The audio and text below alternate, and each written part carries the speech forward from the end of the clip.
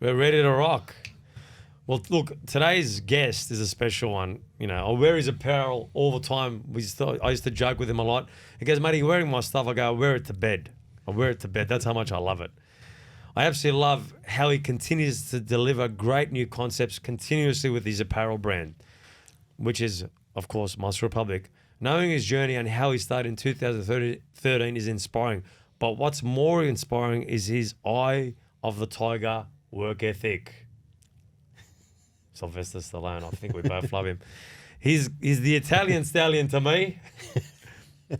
He is relentless. Vic is passionate. And Vic, welcome to the Elevate podcast. Thank you for having me. I really appreciate it. It's come a long way. I'm starting to sweat because of that bloody intro. I think so. That was pretty impressive. I like that.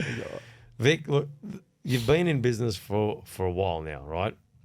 Over so many years.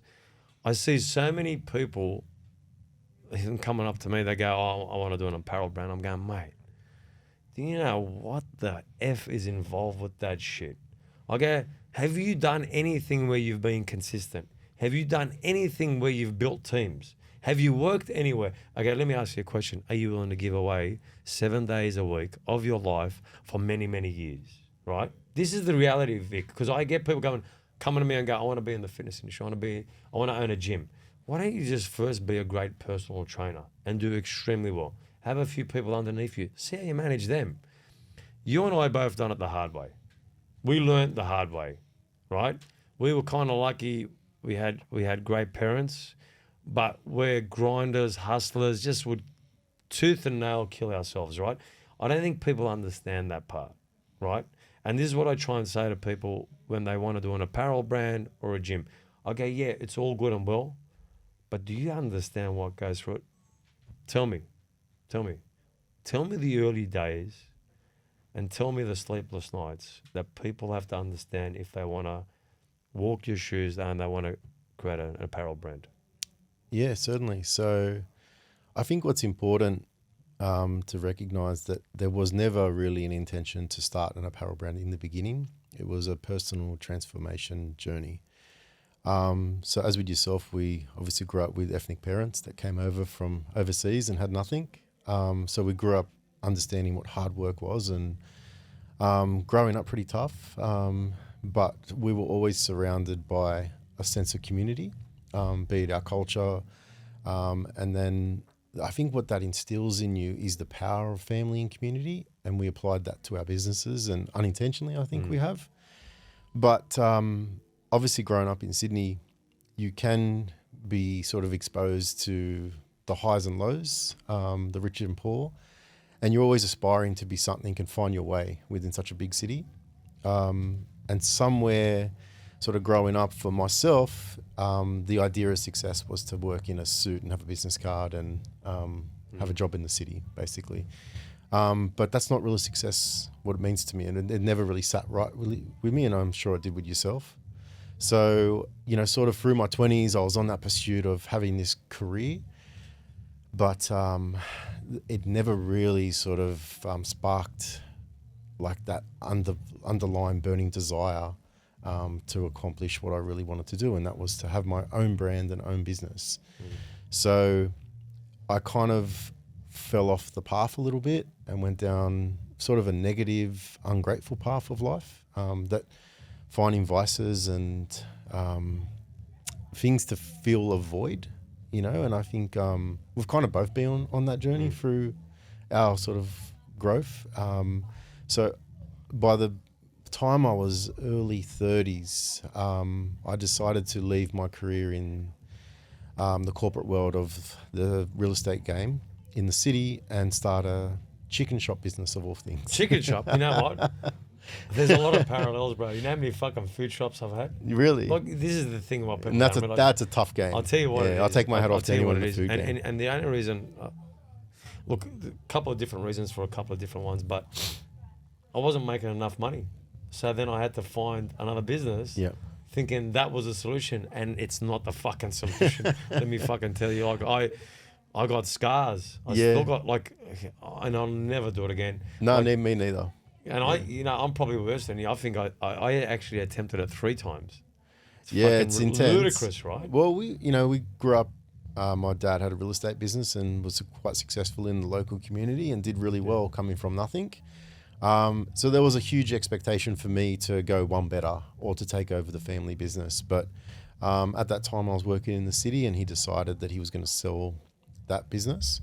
And we ended up opening this chicken shop. So I was working in the city and working on the weekends in the chicken shop and trying to build this business, and couldn't find any traction. It was just hard work. It was 18 months. And it broke me. And I didn't know how to deal with the obstacles that building a business came with. So I would find, myself sort of going out, drinking, partying, doing whatever, and then trying to position myself back into the business on Monday. And it just wasn't working. You can't expect yourself to grow if you're not filling yourself spiritually or energetically with the right nutrients. And people around you, so it imploded. We sold the business. We lost a lot of money. I was very upset. I was very angry. So I ended up, of all things, laboring for 2 years. And I could say by my early 30s, I'd hit rock bottom. But the only good thing in my life was my dog. Yeah, wow. I would wake up after, big weekends, and just feeling anxiety and, completely broken inside and looking for something. And I had an opportunity. Someone come to me and said that I was working at my brother-in-law had a concrete formwork business, and we'd work in a big yard, and there was a dog there, and it was Charlie's mum, and she'd come up and say hello to me every day. And I remember, the feeling of partying or drinking and other things that you don't realize energetically and emotionally how it destroys you inside. And then what you're consuming is negativity. And it's fostering, it's building inside you, And the only good thing for me was that I always went to the gym ever since I was 15. That was my passion. So, through this sort of period, I was like, okay, if they ever have a pup, I want one. So I decided, I remember I was on a job site one afternoon, and one of our family friends was walking past. She said, if you want that dog, there's one brindle in the litter and you better go get him. And for some reason that afternoon, I drove up to my friend's house and I said, oh, can I see the dogs? She said, yeah, absolutely. And I put Charlie in my hand, and he was about a week old, and he fit right in here. And I said, okay, I'll take him. It'll be $200. Fuck, that's a good price. Mom It was a good price. That fucking hell.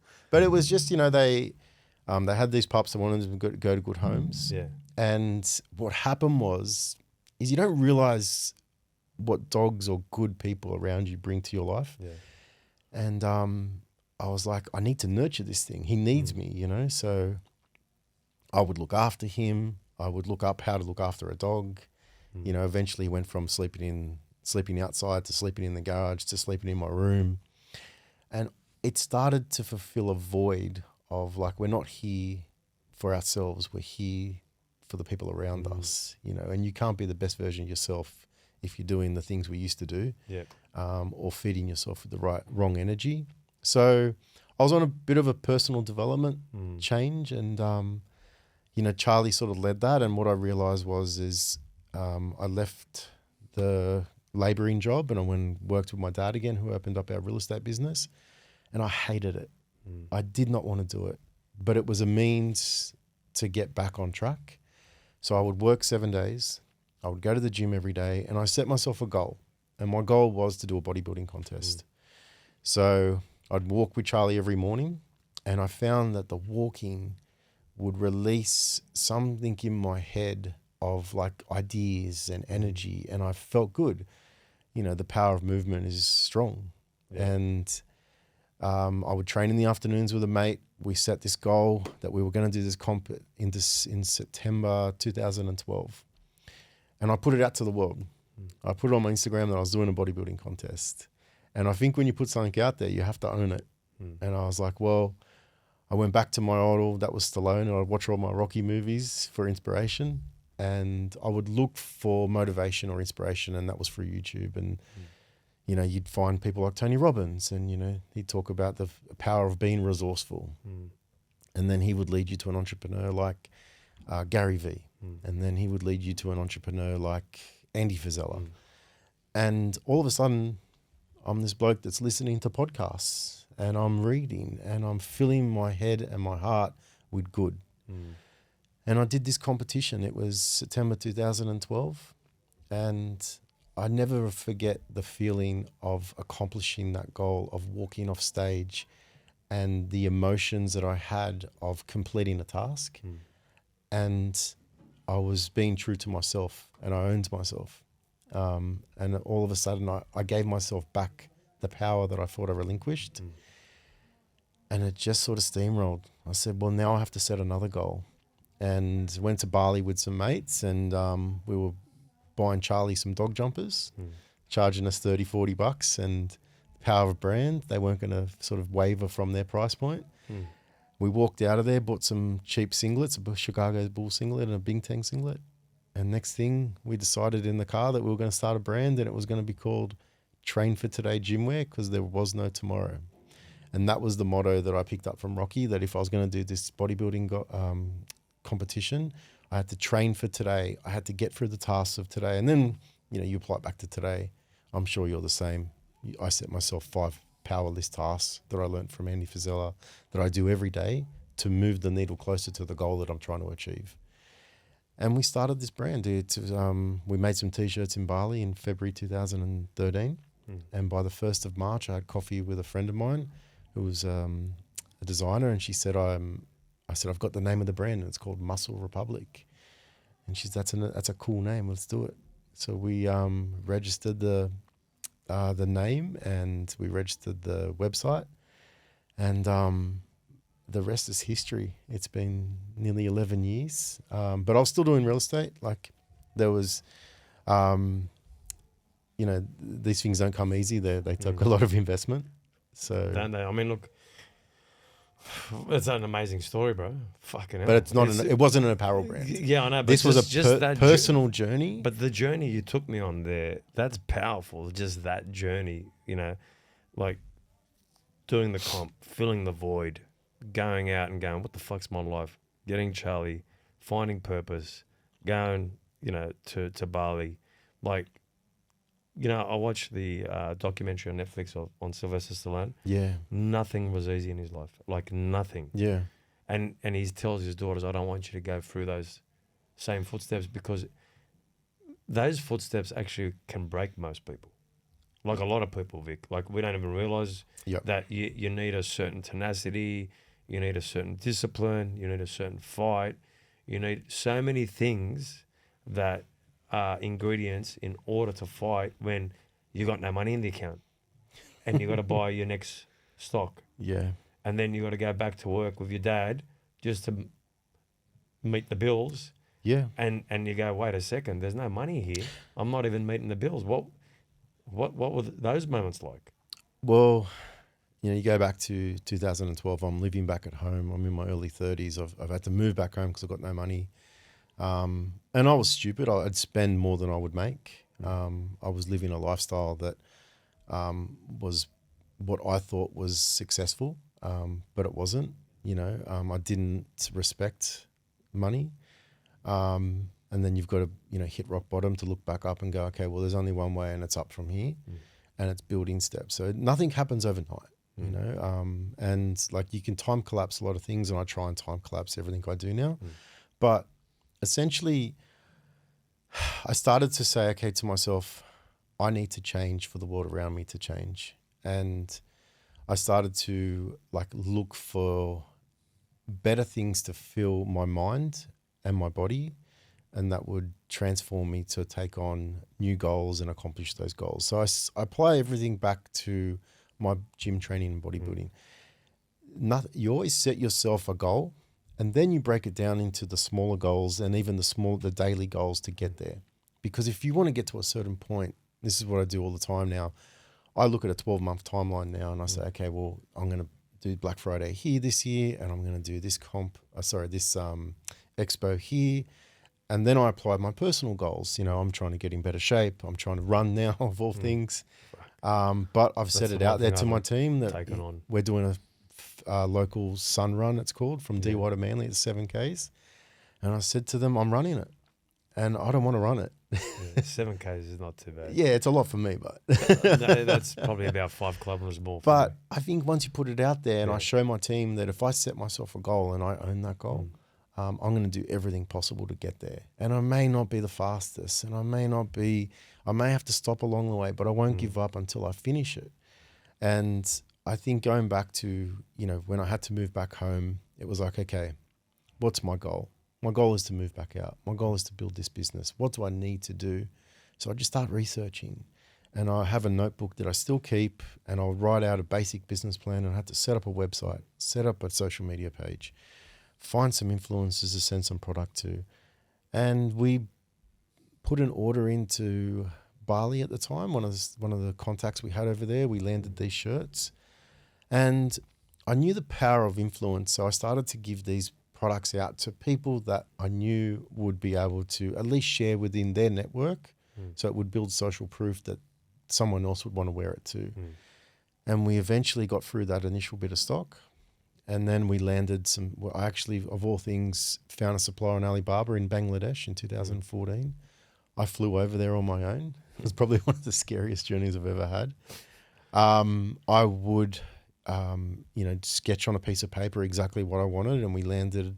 Our first shipment was 6,000 units, and the truck rocked up at my parents' house. I set up some bunning shelves, and I still have those shelves in the warehouse, which we keep some stock on. Wow. And they're what do you keep significant that there for for? me. Just to remind you? To remind me where we started Yep. and where we're going, and never forget where we came from, and that we've built this from nothing. So I started sharing on socials. I would go to pop-ups after the real estate work at gyms, at the back of my old ute, and we hustled. It was 2014, but at the time it was a bit of a push-pull thing because the real estate industry was really strong and the market was going crazy. So we were super busy. We're a small team of my dad, myself, and 2 other people, and I'll be hustling nonstop, working all the time, but constantly working on my passion project, which was Muscle Republic. And by around about 2015, I started to put some orders together and find suppliers in China. And I said to the old man, listen, I'm going to move to a warehouse. And he said, look, why don't we just move together? We'll have the real estate upstairs and you can have the warehouse downstairs. We did that. We landed stock at the end of 15 and 16. During this time, we would do some small expos. I'd call all my family and friends and people would come and help me. And we started to share this journey on socials, and it'd be Charlie and myself. And I felt like a bit of an imposter because who was this guy that thought he was going to start an apparel brand? So I would call my dog the CEO because a lot of people call themselves CEOs. Yeah. But being a CEO is a tough job. So, so I would... I have nightmares sometimes. Yeah.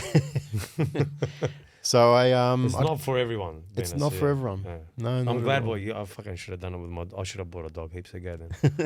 Taking the pressure off. But we, we found something that we were passionate about. That was, and I was lucky along the way that, you and I both have big networks of friends and people that we know, and people love to help you.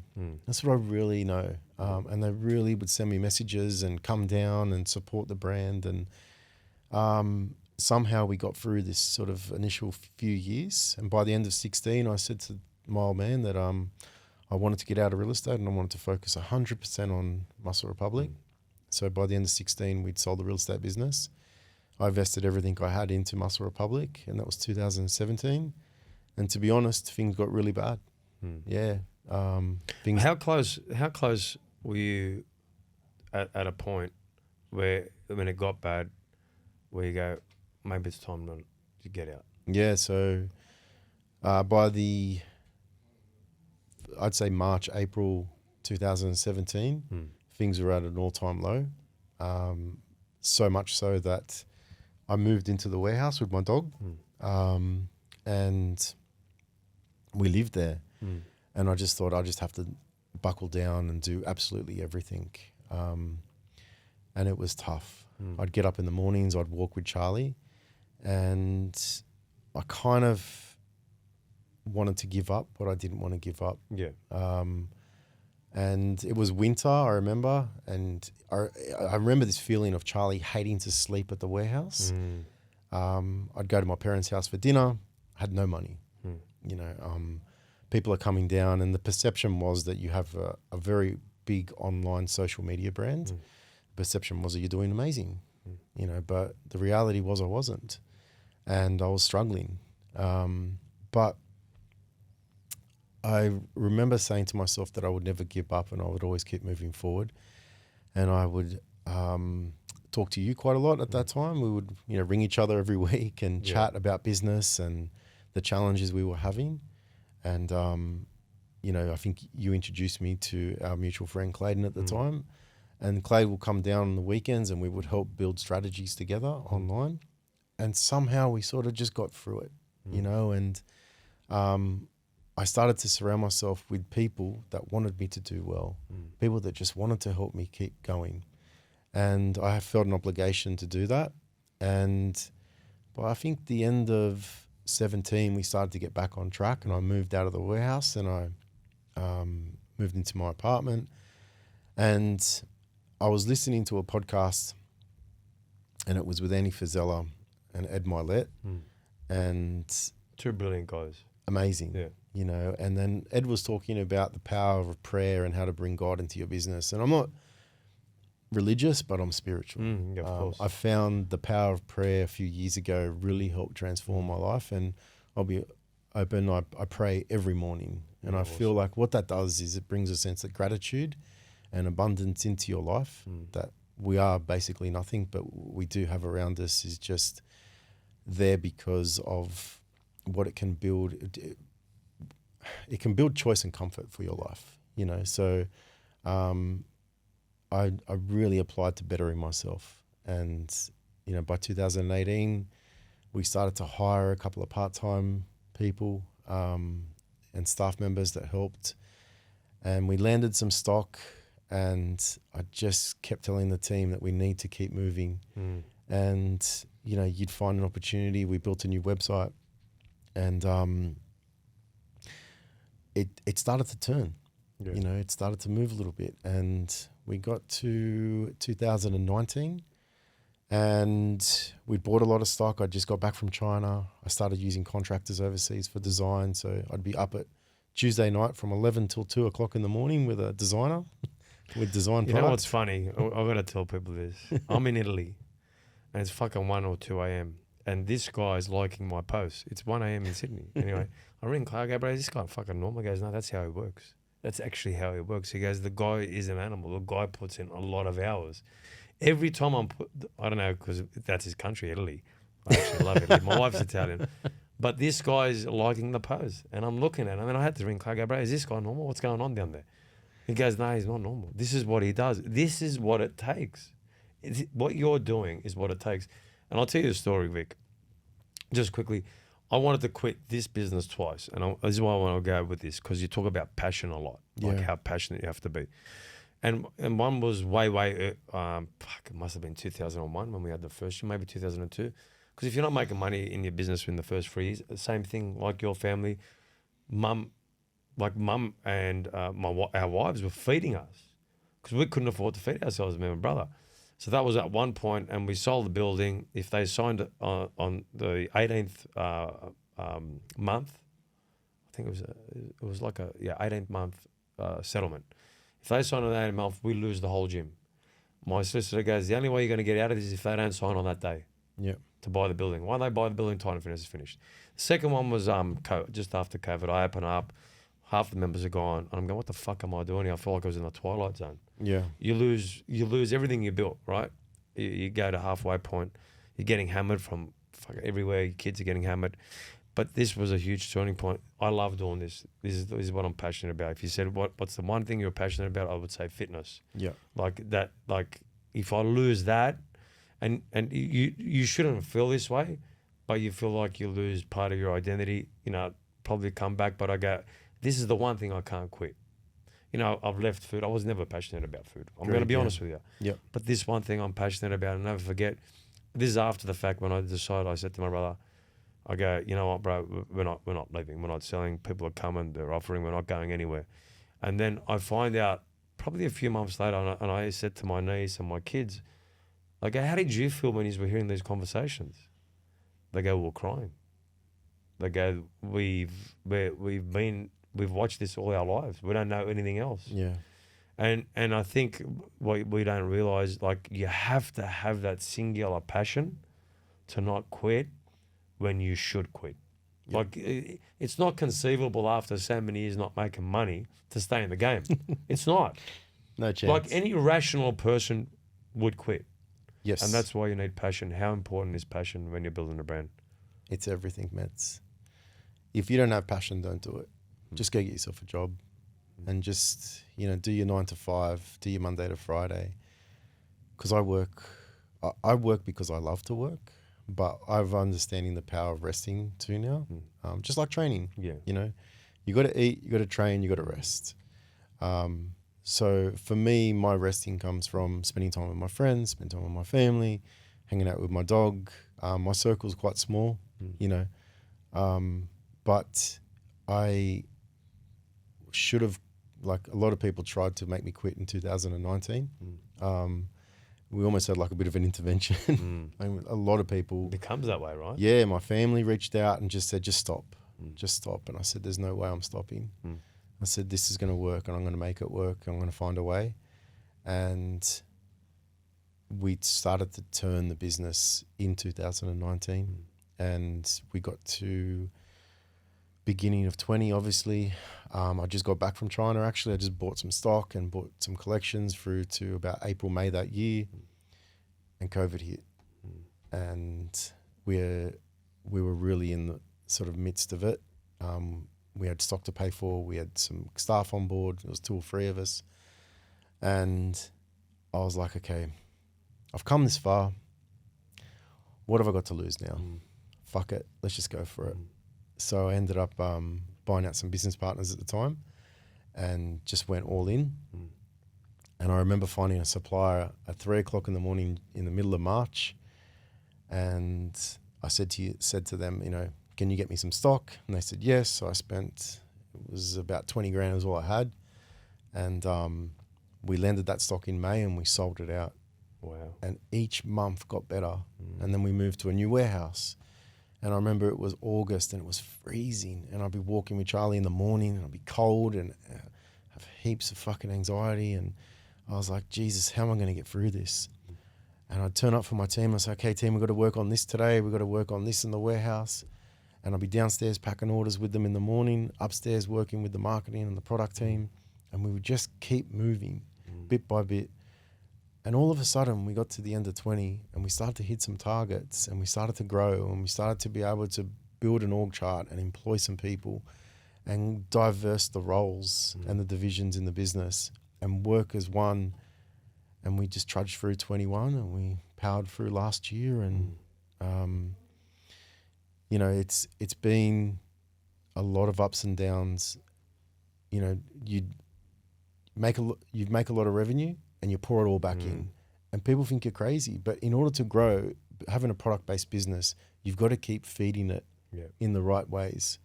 So, now we've grown to about a team of 20.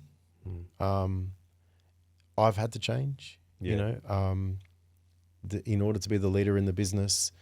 I need to be myself, but also be empathetic to people that are within the business and reach their goals. I was having this conversation with Jeff, our videographer, on the way over here. I'm responsible for you to be able to grow within this business. So that means I've got to grow. So that's true. That's so true. Like, look, if you look at the transition of who you were when you started, like even if I look at myself when I started in the business and I had the responsibility I got now, I reckon I'd fail miserably. Yeah. But you had to go through this transition of getting, punched in the guts, on your knees, next to no money, and to get back up, to become the person you've become. Absolutely. The CEO you become, the leader that you needed to become, because you were passionate about a brand and you knew, if I'm going to grow this brand, I've got to be able to grow these people around me as well. That's correct. And I'm going to fuck up at points, but I'm going to come back, I'm going to get better. And this is where I was going to go with this question. When you look at our businesses, we've always had to bring people in to help us at certain points, and then those people had to leave, right? You know, when I look at my life and my career with the people that I've brought into the business, I still think they're extremely great people. I think I wasn't the right person at the right time, right? And when I look at my growth and what I needed to do, I had to look deep within myself at every point. When, you know, you bring people in and maybe have this expectation, and maybe that expectation is the wrong expectation because they actually can't do that. And we're expecting someone to do something that we probably can't even do. Yep. And then and things don't work out quite the way they need to work out. And fuck, they're hard. Yep. They're fucking hard. Like you go, fuck. How do I make that mistake? And we blame ourselves. And you know, like we don't. I never look at that as them. Yep. I look at it as me. Is that how you look at it? I do. Yeah. It's been a big growth journey. And I think not addressing things at the time and brushing them to the side or under the carpet is something that I've been guilty of in the past. Whereas when something's not right, deal with it there and then. Have the hard conversation, because everyone wants to have the good conversation. But having a hard conversation doesn't have to be a negative. You just have to address things. And you just have to find a solution to get better for next time. I had it happen yesterday. You know, it's 7 o'clock last night. This issue came up. And I was like, okay, I could react to this. I'm just going to sleep on it. I woke up in the morning, went for a walk. I was thinking about it, called a meeting for this afternoon, found a solution to build a better workflow for this process. And it doesn't have to be negative. It's just going to get better. And one thing my dad said to me when things sort of really took a turn for him and his business is he reverted back to this old Chinese proverb, and it's "we jai jai hui" or something like that. And it basically means in every crisis, there's an opportunity. And I always remember that. And whenever I'm going through a difficult time, I'm just look at what the good is out of this. And, you know, I've been fortunate to have people like yourself, my accountant, my brother, you know, close family and friends that always sort of help guide me on the right path. And I remember sitting in my accountant's living room a few years back, and we're doing our P&L or numbers or reconciliation, and I'd made such a loss in the business, and it was, you know, massive amount of money. And it was 1:30 in the morning. We look at each other and I said, okay. He goes, all right, that's where we're at. I'm like, okay, at least we know where we're at now. We can only build from here. And as bad as it is, you've almost lost everything, but we know where we're at. We're still breathing. Yeah. We're still moving. We've still got an opportunity to get better. Yeah. And I think that's been the critical thing. I know that there's going to be more and more challenges as we try and grow. At the moment, we're going through the next phase of business, so it's going to take the next level of me to grow. And I believe that, you know, I've got it within me to, my dog believes in me, you know, the close people around me believe in me. Yeah. So I have an obligation to be the best I can be. Actually, look, I'm going to be honest with you. I love Muscle Republic. If it fucking goes, I'm coming after you. I'm coming after you myself. So now you got the pressure of me. Well, we definitely don't want that. No, look, you know, like, and I'll be honest with you, like, I've been wearing your stuff for a long time, man. And you know, when you get used to that, there's an expectation from the people that they want. Like, that's the brand that they never want going away. Like, I'm telling you that I reckon more people feel like how I feel. I reckon there's a lot of people out there that go, we don't want to see that guy go. We don't want to see that brand go. Do you feel that pressure? Like, I'm telling you, this is how I feel. Yeah, I don't feel I feel an obligation to keep growing the brand. Yeah, it's probably not pressure. Like, it's probably like you have to grow more. Mortality is going to like really smack you in the face, and you're going to realize you're not going to be around forever. Yeah. But I read something recently that the best way to live forever is to build a brand that will last forever. Yeah. And that's something that I can do. Yeah. And I know, and I look at my dog every day, and he's 14, and I know he's only got a few years left in him, if best. And I always say to myself, what he's done and what he's done for me and helped me build this brand. I never felt alone. And I think that's the worst feeling in the world. Yeah. And in order to, you know, honor him and myself and the brand, we need to keep growing this thing, and we need to spread it to more communities, and we need to show the world that real muscle is heart. And our underlying vision is to always connect the world through the heartbeat of fitness, because it's changed my life. I'm sure it's changed yours, and you can see it through your gym. And the way people connect with one another is super powerful. When they come to the gym, there's no race, there's no creed, there's no color, there's no religion. It's all about people self-bettering themselves in their own way. Yeah. Whether on the treadmill, whether in the weights room, whether they're at Pilates, they're all there for some form of movement which will move that negative energy out of their world, out of their lives. My job is to provide clothing that makes them feel and perform better. You know what, Vic, too, like there's a massive turn into people feeling healthy. It's almost like the new norm. It's like, when you go out, you're going out with your friends, you're going to drink, and people go, okay, that was, you got to go to celebrate. Now it's turned into fitness. Like there's a huge trend. Absolutely. On especially mental health, anxiety, all that kind of stuff. If you get around the right communities and you get around the right people and you train and you look after your health, it starts to help you with everything that you're trying to move towards. I agree. It helps you with your goals. It helps with the clarity that you're trying to execute on. Almost absolutely everything, right? And I think why I'm so passionate about it, and you are too, because the first thing you've done was compete. You found the discipline in that to then find the clothing brand. It's like this is my path. If I leave this, I'm going to lose the sense of belonging, the sense of the vision, the sense of the people I want to help. Like I can, it's funny. I've known you for a long time, but now you're creating this picture in my head, and I go, that's why this brand is going to become so powerful, because it had to fight hard. It's like, you get ready for a comp, 12 weeks, right? It's fucking hard. Morning, night, discipline, saying no to your friends, saying no to the foods that you're supposed to, you want to eat, but you can't eat. Correct. Right? It's like you're fighting against the old self for these 12 weeks. You're trying to become someone different. And you've been trying to accentuate that through your clothing line. And it's there for people to see what this brand's about. Do you look back at that and go, do you sometimes reflect on that? Because like right now, you're making me reflect on my business more. Yeah. About my passion for the business. How important is it to go look at that again so you can get that next lot of passion that you need, or that drive you need for this next challenge? I was thinking about it this morning. I thought, what got me here? And that was discipline. And that was perseverance, but it was structure. So, one big goal, like I said before, can't be met without small goals every day to compound and get you to that bigger goal. Everyone wants overnight success, but no one wants to put in the work day in, day out. And I think having a better sort of mature mindset these days and going, okay, well, if I can apply what I did before, but get better at it, maybe I can get to the next goal. Maybe I can employ more people to do more things and reach more people. Maybe we can engage a better community and a greater community in different aspects of fitness and different clothing that can sort of fulfill their goals. So just keeping it super simple. It's 5 things a day. What are you going to do?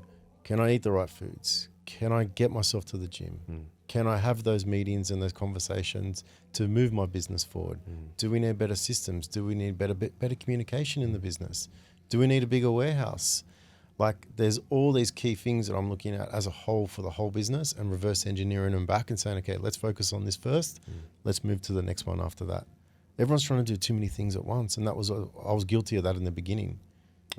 Get the foundations right, like building a house. Get the footings right, get the foundations right. Everything else can compound on top of that. And a lot of the times it's easier said than done, right? Like doing those 5 things every day.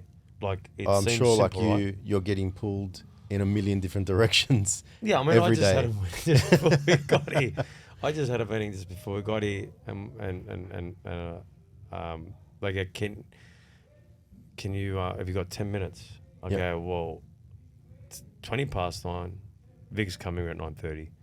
I go, these are gonna really fuck me up, but let's fucking go for it. I go, and I knew you were coming, and I go, what's the fucking eye of the tiger? You know, I'm thinking of fucking Rocky, and I'm going, can I be Rocky for this interview? Can I be dialed into Vic with this problem? It's going to take me 10 minutes.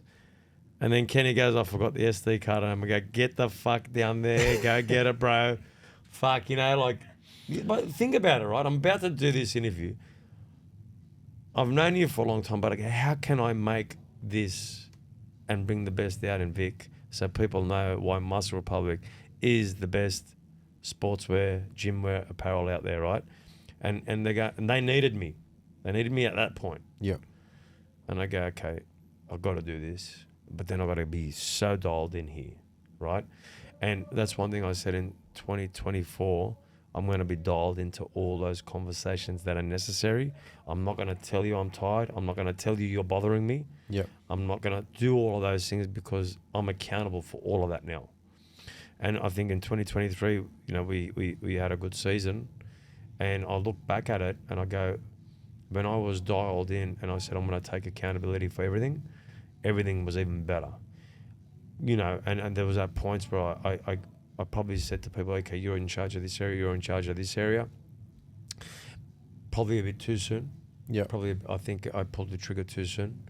I think, like you said before, we were pushing these conversations under the carpet or to the side and not dealing with them, and they just become bigger and bigger, and they cause more problems. Yeah. They actually cause more problems in the long run. When you look at 2024 and this next level of growth, Yes. are you saying that you're going to be having more conversations that are necessary for the business, or you've got other people there that are going to be able to do that? How are you going to facilitate in all that next process? Yeah, definitely. Because So- that's like in 2024, I'm not going to go, I'm too tired, I've got too much on my plate, I can't talk to you, even though it's not the right way. But I feel like for the culture, I haven't said it the way I wanted to set it yet. Yeah. So now I'm responsible again. Get it? Absolutely. Yeah, I'm not saying it's Yeah. the best practices, Yeah. but I'm saying I haven't set it up the right way. No, I agree. I think there's a matter of turning up, but I think this year it's about for me to show up and be present. And what I'm really doing with my team this year is really empowering them to allow them to make decisions. And I want them to be able to make mistakes and learn from their mistakes so they get better. They can manage people underneath them. And that's, I think, going to come from learning me to let go a little bit, but also steer the ship from the distance a little bit. Yeah. So I think most importantly, it's going to be really around empowering my team that we've built to grow this business to the next level. Because Charlie and I have done the hard yards. Yeah. You know, now it's about reach and scale. And the only thing that's going to get us there is the right people in the right seats. So definitely sort of being more present, leading, not just on the good days, but also on the bad days, and not letting this sort of fall behind, and understand we're going to take 10 steps forward, maybe 5 steps back, realize where we are, reposition, and then keep going forward. And that's the key thing. Oh, he's up. Okay. Big Charlie, mate. Charlie is in the house. I've always wanted to be an announcer. Say hello, Charlie. This is a huge moment. Listen, guys, I think one thing you guys got to understand is the impact that Charlie's made on Vic. And sometimes these beautiful staffies Yeah, man. have a huge impact on who we become and what we do. And like even my dog, man, when I look at it, it's the innocence of the dog. I just look at the innocence of the dog and just how it makes you feel. You know, they could have Absolutely. a sad face, a happy face, Yeah. but the innocence is unbelievable. They're And the pure. impact that it had, the purity, they always make you feel welcome. Even when they do something wrong, you don't feel as bad because it's innocence. No, absolutely, man. The thing he wants is just to hang around. Yeah. He just wants to be around me. He just wants to walk. He just wants to This eat. is awesome. He just wants to have a good time. This is the first time this happened you on okay? the Elevate podcast. Charlie is now taking charge of the podcast as the CEO. This is what Vic done, guys. It's a master stroke. He put all the pressure on Charlie. I should have done that with my dog. I'm getting new ideas from here. But let's go back to that, like those challenges, 10 steps forwards, 5 steps back. You know that when you go to the next phase, there's going to be new challenges. Most people think, you know what, it's autopilot from this point. It's fucking bullshit, right? That's bullshit. Yeah. Bigger There's the no such business, thing bigger as the autopilot, right? problems. There is no such thing as autopilot. The minute you take your foot off the pedal is when things start to fall apart.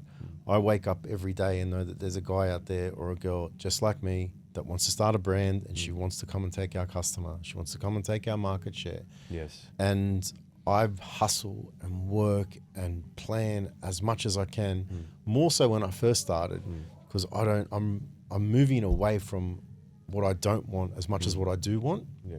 So I never want to fail again. I never want to fall backwards. I don't want to go back to where I was, because once you feel that pain and you remember what it's like, it's the worst feeling in the world to feel helpless, you know. So we've got to keep powering through. We've got more responsibility. We've got more accountability to our community. So we have to continually get better. We have to hustle like it's day one every time, you know, and that comes from putting yourself together strong every day. And that might be your prayers. It might be your people you're hanging around with. It might be your fitness. It might be what you put into your body. If you're feeling yourself full every day, you're going to have a stronger result in your business, in your personal life, you know. So that's where I think the most important thing is to work every day like someone's chasing you down, and that's what we want to do, you know. That's very interesting, because what we tend to do is we don't want to be competitive, and we have to be competitive. Because like you said, people are going to take your market share if you do not attend to your community, to your people, to your team. And if you're missing any one of those, the competitor is going to go, hey, I've just seen an opening here. Absolutely. I'm gonna go after that opening because I want the market share. Exactly. I want those people that love his brand the most. You know, and if he falters, I'm there to take it. 100%. How important is competitiveness? Well, I consider... Well, first and foremost, you're competitive against yourself. Oh, absolutely. I'm my biggest critic. That's why, hence I'm always trying to get better. And I'm not the best reader. I take forever to read a book. No, don't worry, I'm not far off. You know, I consume content through videos and photos, and I love listening to podcasts, and I'll pick points out to help me understand where I'm lacking or where I could get better or stronger in. And I love business. I love sport, and I love that we apply our business to a sporting mentality, because we do have teams, and where the weakest link is, we'll try and get that individual stronger or within the business to improve that system so we can lift higher, because not everyone's going to be on the same level. So like you can't just have a superstar in one division in one part of the business and expect that the other part of the business is going to lift. We all rise together, right? Yeah, man. So like I consider other brands as our competitors in the space that we're in, and I want rivals and I want worthy competitors, you know, because I want to be my best. I don't want to win just by default. You know, like you have built an amazing gym here, but there's another gym around the corner. 100%. There's someone going to open another gym around the, you know, around the next suburb. You want people to come here and feel something. Like my customer service team is imperative to the business. I always say to them, when you're communicating with the customer, you're the front face of who we are as a brand. Address them by their first name. Make sure you're acknowledging their issue and resolve their problem. Find a solution. If you can't find a solution, make up a solution. We will get through this. If you do not acknowledge that customer, they will go somewhere else. You know, like, and it is, you have to treat every customer as a pure individual, because they are our biggest advocate. They are our referrer. They bring people to us. You know, like we have people wearing our apparel. That's a walking billboard for us. Where did you get that top? Where did you buy those leggings? You know, you have to try this brand. Their customer service was amazing, but their product is just as good. That's what I really want people to feel. That's great. You know, like if you look at customer service, it's absolutely imperative. And if you look at your evolution from the time you started, I know our customer service has improved because I keep looking at it. I look at how have I improved? How much has it changed since 2013 to where it is now? Like, how much has it changed, Vic? Because when we first start, and I'll tell you why, we're good at serving the customer, but sometimes we stretch ourselves so much that we can't get to everyone. That's right. How much has it changed where you go, fuck, I couldn't get to everyone. I had to change it. And it wasn't because we didn't like serving the customer, we just couldn't get to them. So I'll give you an example. Customer service is a good point. So originally when I started, my mobile phone was on the website. It was my personal email. So I would respond to every customer. I would make sure I'd process their return, resolve their issue with tracking. So I understood the process. I left my phone number there. So I found a few old phones at home. And when we were doing this brand book, to find old photos from when I started the brand. And I opened it up and the messages came up, and there was messages from customers, and I would respond to them on text message. So I was always available. And this is on weekends. Now, fast forward 10 years, we've got 4 people in customer service. 2 of them are remote. So one's in Bali, one's in Thailand. We have a full-time CX coordinator in-house now, and we have someone that does contract work on weekends. So we're 24/7. We're always fast to respond, find a solution. We have a return software which the customer can process all their returns and exchanges online directly. We have an in-house warehouse returns manager that processes those returns daily, because that's customer experience. Yes. So one key thing I'll go back to, and this is before I started the brand, is the conversations I was having with myself is that I didn't value myself. I thought I was a loser. Yep. I didn't really believe in myself. And I was actually speaking that. I was really negative on myself and that I wasn't achieving my goals. And what that took away from me was value. What my dog gave me was value. Yeah. So my ultimate goal is to instill value into the individual and the customer, and they will instill value into that community. So now as we've grown, I would do that directly. Now I have to instill value into my team, because I'm not one talking to the customer anymore. Yeah. So when I instill value into myself, be it my spiritual beliefs, be it my fitness training, be it my circle of friends and family, they're instilling value into me, so I feel good. So I instill value into my team at work, and I'm telling them, you can do this, you can achieve your goals. You know, one thing my brother and I say to the team is, when we're reviewing them, is not to put your career goals in there. What do you want outside of this? And this is something that he brought to the table. And some of them will say, oh, well, I have a goal to do X or this or achieve this. That's great. So your goal of your career goal will lead you to your personal goals. That's 100%. So if you apply everything and it starts to in tune, and you're surrounding yourself with people at work, because I remember you're 100% right. I remember going to work in the city and like working in an office of like 150 people, and some of the blokes and the people that I worked with in there were incredible people. And I was young and I was impressionable, and they encouraged me to be better, and they showed me what my potential was. You know, and these people didn't know me from a bar of soap. So I felt valued, and I was still friends with a lot of people I used to work with, you know. And when you're surrounded by that, whereas if you surround yourself with the wrong type of people, you end up going backwards, you know. So, you know, how far has it gone? It was me doing text messages and emails. And now we have a team. We have a product team, we have a marketing team, we have a warehouse operations team, and we're growing this brand. And because I want to see my staff grow, I want to see them reach their potential, because that ultimately brings better potential for the brand to grow. You know, it's like watering a plant. 100%, but I agree with what you said there. It's so important. What do you want to do outside your life? How do you need to work here now to make that happen? Absolutely. So now you've got, you know, the discipline, you've got the work ethic. Now you can, you know, make those goals reality. Yes. And this is what people, and that's a great leadership. And it's something that I've been doing with my team, is if you get good here and you want to do that next thing, you know, whether it be 2 years, 3 years, whatever it is, well, now you know exactly how to run that. You know what's involved. You know how much work you got to put in. You know how many weekends you got to put in at the start. Yeah.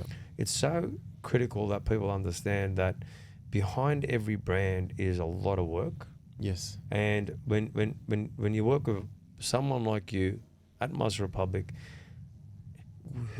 you can learn from the CEO everything that he went through. He can tell you step by step every play. Sometimes what bewilders me is why people don't utilize that a bit more. And I think the reason they don't utilize it enough, it's scary when you tell them the actual story of what it took to get there, and then they go, I can get there easier. Yeah. But the reality is you have to go through the process. I'll give you a story. Like, this is crazy. Last year we had Black Friday, so we launched Black Friday, and we're banking on a big result, and it launches, and it blows it out of the water, and I was like, oh my God, this is amazing. But at the time, I've got multiple things going on in the background within the business. I've got Charlie had cancer lumps last year during November. So I've got him overnight at the vet taking these lumps out. So I'm a mess, so I'm and this launch happens, and the inventory management software system that we had glitched. Yeah. And there was one small button that we forgot to turn off. We turned it off, but it didn't save. So when it launched, We had thousands of orders come through. Wow. And then the inventory pushed through again. And basically what happened was it grabbed all the stock, threw it up in the air. No one knew what we had. Wow. But the stock was selling, but overselling. So we'd oversold about 3,000 orders at the time. Shit.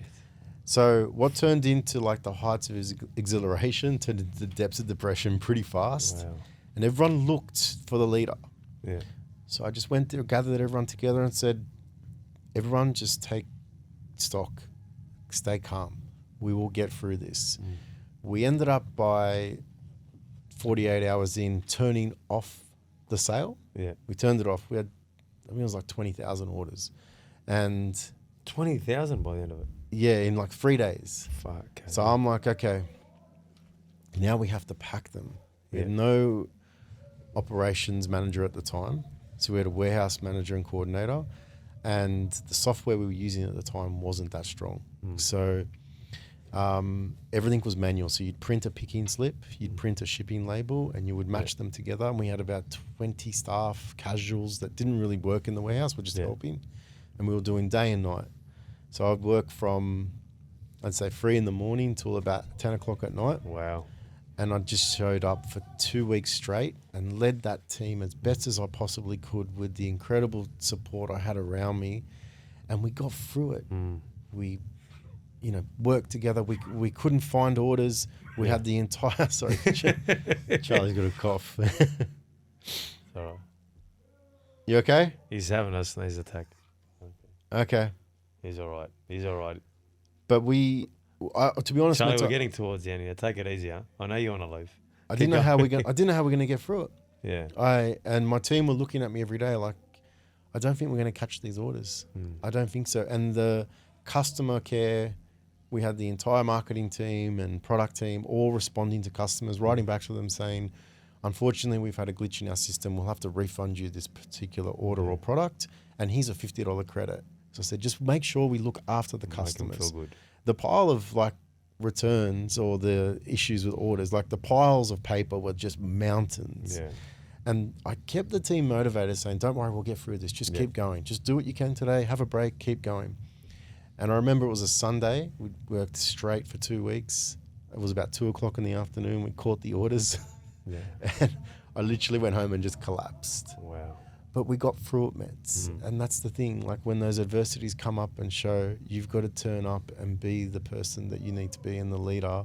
And not the smartest, not the brightest, but I'll turn up every day and do what I can to get through it. And we did, you know, and then, you know, fast forward 6 months, we've got a new warehouse management system. Everything's data scanned. I haven't packed one order last Black Friday. The team absolutely smashed it. And we were ready for December and January. So you notice the evolution of progress over 100%. perfection. Yeah, man. You know, it's always everyone wants everything perfect, but you got to go through the pain to understand the problem to make it perfect. Yeah. So sometimes when a problem comes up, I see it as a massive opportunity to get better. Yeah. So the wins. So what that shows is the win is sometimes in the problem that's being created. Absolutely.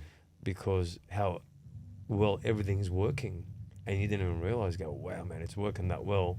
I'm looking at this bad thing that just happened here, but look at all these customers now. What do we need to do in order to facilitate this stuff up that we had no control over, but we're going to do it, and I'm going to put everything in for as long as I need to. Yeah.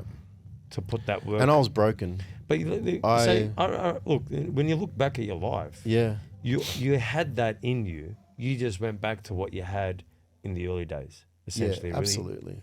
And it is. The brand is about bringing people together, you know, and I'll say this because I was with my grandfather at the hospital who's 93 this week. We went and saw him on Monday. He's back at the nursing home, but he's quite old and he's an amazing inspiration for me. And he came over from Italy and he's, you know, built an amazing life for us over here. And I was chatting to him. He's telling me stories at the hospital the other day. And we have our warehouse in the same street they used to live in when they first came from Australia. Wow. And you know, this was a huge Italian community on the Northern Beaches, you know, that really supported and helped each other when they came over. But I remember it was quite difficult for ethnics to be living over here at that time, you know. Yeah, like well, 100%. But one thing that brought them together was food. And my grandfather he's an avid sort of horticulturist and would grow his garden and, you know, vegetables and everything else. My dad told me this story that on Sunday or Saturday afternoons, he would cut up a watermelon on a summer's day and call all the kids from the street.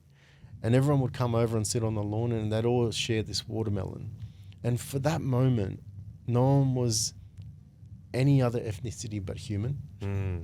No one was any different age. They were just sharing a bit of cool watermelon on a hot summer's day. And everyone enjoyed each other's company. And that's what the gym does. You know, the gym or fitness or activity, when you see someone running or coming together for their greater good, they're supporting one another. They don't know their background. You know, outside of this, they might not like each other's views on anything else.